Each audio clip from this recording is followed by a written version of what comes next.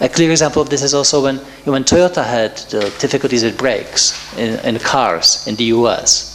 All the other car makers on the US market were happy. Because difficulty for Toyota means, well, bigger market share for me. In nuclear design, nuclear area, it's completely opposite.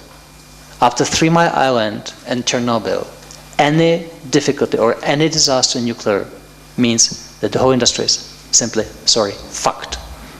There's no other word for it. And everybody in this industry understands. This is also because of the financing. In our case, we know that the investment in new nuclear, which can go up to 20 billion euros, and we have the money. That's not the problem. But we know that if we go this way, and there is a disaster in Korea, or Bulgaria, or US, or anywhere, that's it. That's over. The game over.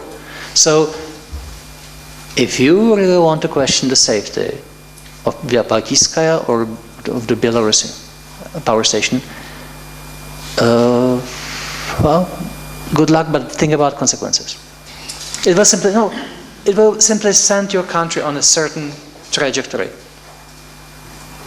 You cannot expect a support for Visaginas or Ignalina because you will simply move to other camp. Thank you. Oh, now I see many. Can you please say something about safety of dumping of nuclear waste? Well, there's no dumping yet, there's storage. Most people see nuclear spent fuel, it's not as a waste. Frankly, what you burn today in reactors, depending on the type of reactor, you burn between 3.5% and 5% of uranium in it.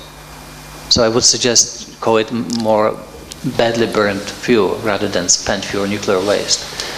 And there is already possibility to reprocess the fuel. It's the MOX fuel, that's in France. I was in the factory called LAG in France, which actually makes this. There's also some capacity in Russia and the US. That's one thing. The second, everybody expects the fourth generation of reactors to be able to use the so-called spent fuel as a fuel. I don't see the fourth generation coming anytime soon, honestly. There are so many technical hurdles for it. But I think that simply by definition, I mean, if you only burn 4% of uranium in the fuel rod, that's simply that would be a waste to throw it away. So we have the storages, we have the same situation in Germany or France, with the expectation that the spent fuel of today will be fuel tomorrow. You can also say that we dump our worries on the future generations. That's also possible to say. Both explanations are fair. Yeah. It comes. No. The speaker's worried. I'm the Irish ambassador, so the ambassador's a little bit worried. Leaving the Irish position as an anti-nuclear country aside, part of your thesis is effectively that because of a lot of concerns about nuclear energy, Europe is losing the capacity to be able to you mentioned being one of the few areas from which Europe might remain competitive into future when other industries pass to other parts of the world. The problem really though is Europe, and particularly those more sceptical perhaps, has had a very recent experience of a problem with nuclear energy with the Chernobyl. So unless you can persuade, because this disappearance of technical capacity is because there is no political, or is not, let's say, enough political support to retain this capacity in Europe, build on it. And part of that is dictated by experience, and we know that not only the immediate reaction in Chernobyl, but also that the land is polluted for so many years afterwards. And how are politicians supposed to change the minds of their publics, particularly those that maybe have had a long sceptical attitude towards nuclear energy, in a time too when I would admit that given the demands, as you very rightly pointed out, of the Western Europe and European lifestyle, we will need more energy. So how do you get back to maybe reopening a discussion on nuclear energy with that experience, and also given that you've just also said too that, let's say, the more modern fourth generation nuclear plants or reactors that could sort of reuse the fuel, or the spent fuel. So you have to get back to the very point of departure, which is the politics and people. Look, the real difficulty of European energy industry, and it applies to all, electricity, oil, gas, and others, is that it functions fairly well. I have never, ever seen an article in the press that yesterday there was no car crash on a highway between Prague and Brno. And I've never heard two Europeans saying, well, you know what, last night we had electricity. We only know about energy when there is a problem. We are so accustomed to it that we simply take it for granted. It's our human right. So I believe in crisis, there is nothing else. We simply have to learn the hard way that our lifestyle is very expensive and basically untenable in present conditions. I had the great opportunity of being the negotiator in the gas crisis January last year, and it was interesting because I prepared something and we were supported by all EU member states, so it was in the end the Czech Republic which negotiated, and I spent beautiful almost 6 hours with Putin and Sechin, and then the Yushchenko and Timoshenko, and beautiful people in great surroundings, and it was clear that when I spoke at the council, I said, look, united we stand, divided we freeze. It's very simple. And I believe in crisis having a very, very refreshing effect on public opinion. At the moment we have Austria, which is anti-nuclear, but imports 20 terawatt hours of electricity from Czech Republic and Slovakia, from nuclear power plants. And the worst thing we can do to Austria is when we stop exporting electricity to them, which we're not going to do because they pay a very, very nice price, because they have shortage of electricity. And I don't see any need for any great public campaign. I think the nuclear industry, Chernobyl was really a case when you had an inherently not safe design of reactor, because the RBMK reactor is one in which once you have the reaction going, it self-sustains. That's very contrary to the second and third generation reactors, which even the VVER close themselves. I mean, they cut off themselves. So they are safer. Besides, you had three idiots. They had the director of the plant who wanted the Orden Lenina, the Lenin's order, the head of this Smena shift, and the head of the security. And all three had to shut off their own part of security, which happened there. Which I think that this level of idiocy hopefully will never repeat itself. It was very Soviet, I must say. But overall, I see no reason to apologize for nuclear.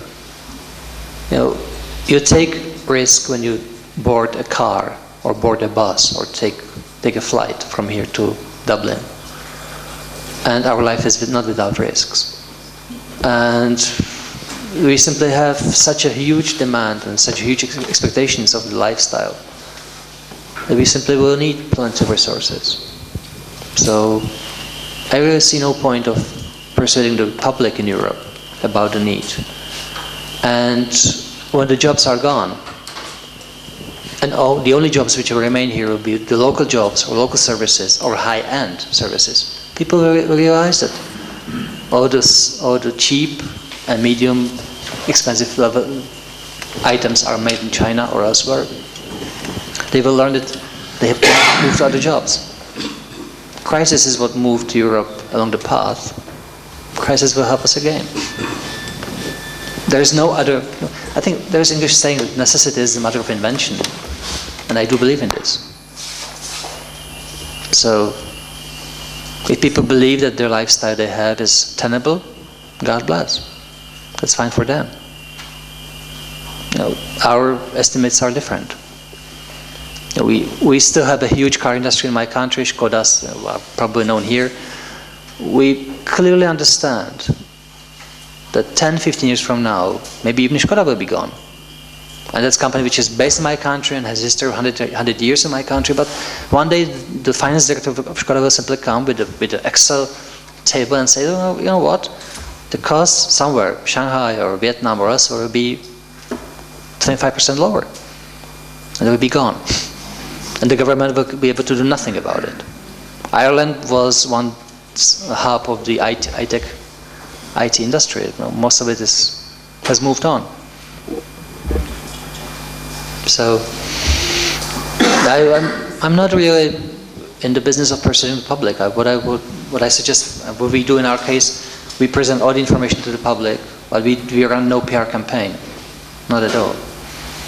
We have 75% support of public for nuclear, but it's not because government has a PR campaign. We present all the information we have, and we speak very bluntly.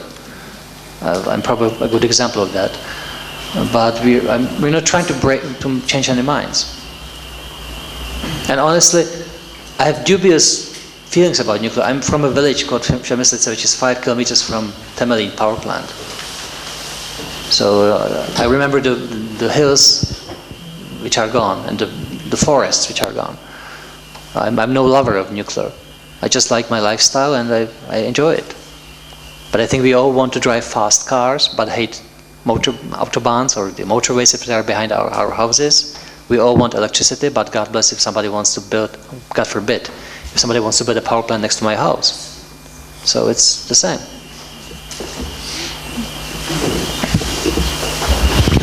I have a question related to nuclear fuel.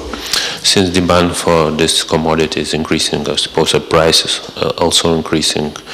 And how will affect energy prices, electricity prices, and especially energy security? And second question would be, does Czech Republic still buying nuclear fuel from Russia, and is it a reliable partner? The fuel. There is a great increase in cost of uranium over the last decade. There was a historic low of the prices of uranium in the early 1990s because much of the uranium used in nuclear warheads was reprocessed. So that probably will never repeat itself unless Russia and the United States really cut off the nuclear supplies they have, which is not likely probably. So the price of uranium went up pretty significantly. In the same time, in the power plants which are now in operation in Europe, the cost of the fuel is usually somewhere between 2 and 3.5% of the cost of electricity, which is staggering. I mean, that's really impressive. For the gas-fired power station, about 60% of the cost of electricity is from the price of the gas.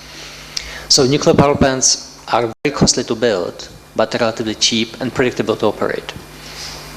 That's the cheapest electricity you have. I mean, for Czech, the reason why we now go to 2 more nuclear blocks is that simply the 6 blocks we have make the cheapest electricity around. It's a gold mine for the utility company. So that's one about the price of uranium. So we expect the price of the nuclear fuel to go up, but still it doesn't really make much change in the equation. It doesn't really influence the price of electricity. About Russia, we import all the fuel for the older plant at Dukovany from Russia. We always did. For the newer plant, which was finished in 2001 with Westinghouse, we had American fuel for the last 10 years, and since this year we have Russian fuel as well. Because there were some technical difficulties with the fuel, probably the American-made fuel, and we made a tender in 2006 in which the Americans, now I will not try to repeat, not any bad words, the Americans didn't really think they could lose. So they didn't really pay much attention to the technical detail. The Russians did, and we awarded the job to them. And we don't see it as a security threat for a simple reason. We have the whole knowledge of nuclear cycle, the making of the fuel rods in our country. Much of the steelworks is done in the Czech Republic. We also are uranium producer.